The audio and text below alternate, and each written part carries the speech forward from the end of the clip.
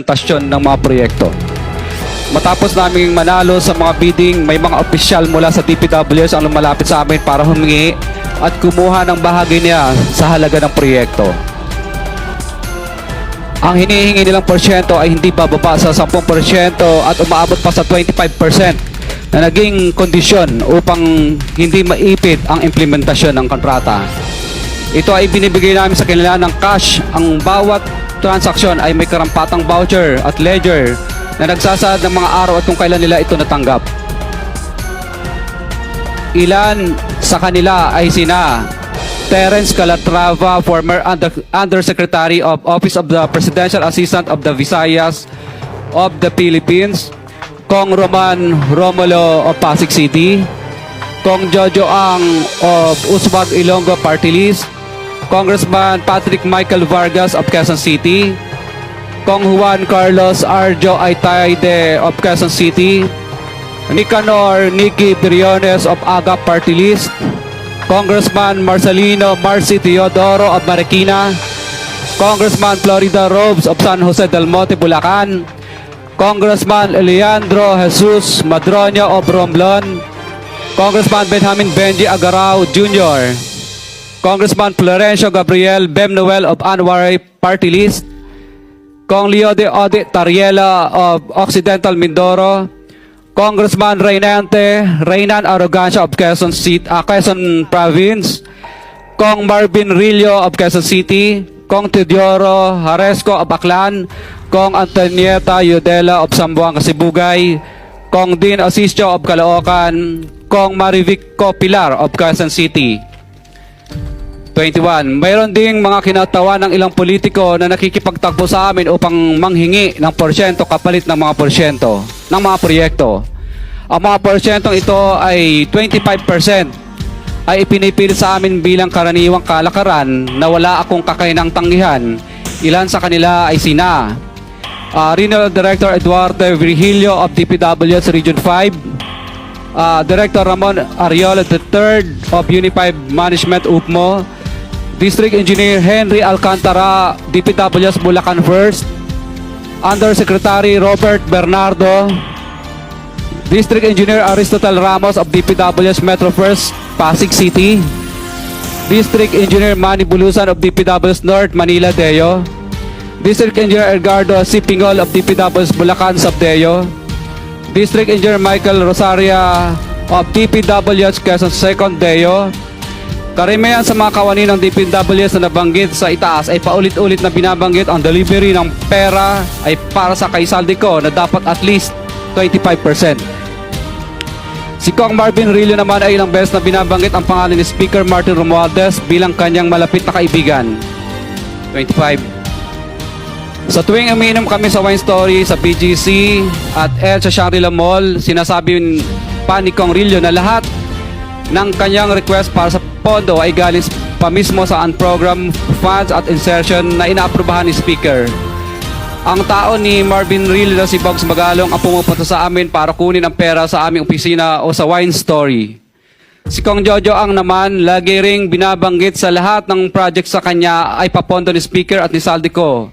Mataas ang hinihingi sa project, dagdag pa niya, hindi naman lahat ng pera ay para sa kanya, kundi para kay Speaker at kay Saldico. Sa lungsod ng Pasig naman, lumapit sa akin ang DPW's project engineer na si Angelita Garucha para kolektahin ang parte ni Kong Roman Romulo sa flood control projects noong 2022. 28, number 28. Pagdating ng 2025, si District Engineer Aristotle Ramos ang sumunod na nagpakilala na bagman ni Kong Roman Romulo kung saan 30% ang kanyang hiningi ay para kay Kong Roman Romulo. Sinabihan ko kay D.E. Ramos na masyado namang mataas, ngunit sinabi niya na walang magagawa dito dahil pondo ito galing sa unprogrammed funds at insertion galing sa taas. Sa ilang pagkakataon, ang mga politiko na personal na inabutan ng halaga ayon sa hinihingi nilang porsyento mula sa proyekto. Ang pagbabayad na ito ay hindi naman kagustuhan kundi isang hakbang na ginawa namin dahil sa matinding panggigipit.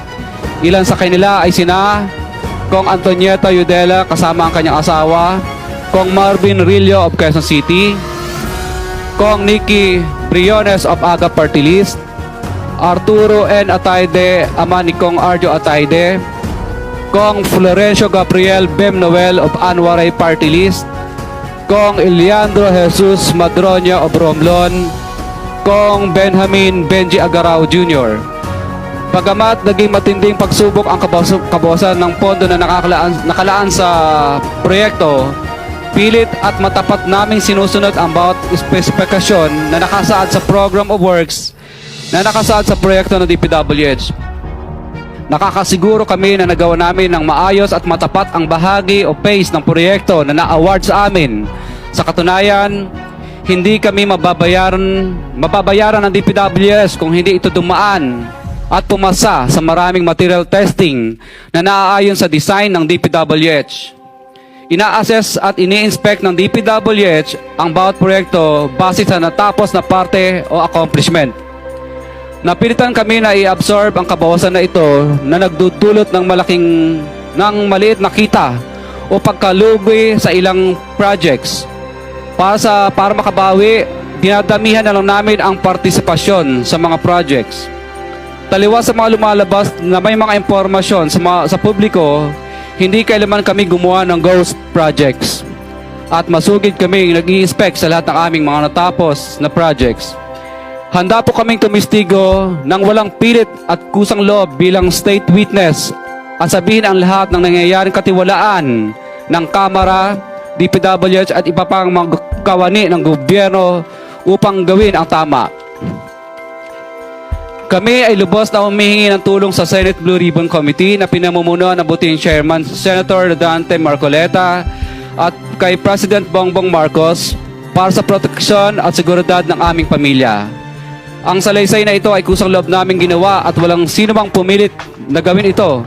Sa katotohanan ng lahat ay nilagdaan namin ang salaysay na ito ng kusang loob at walang pumipilit. Sign, Pacifico of Vizcaya, magsasalaysay. Notaryado po.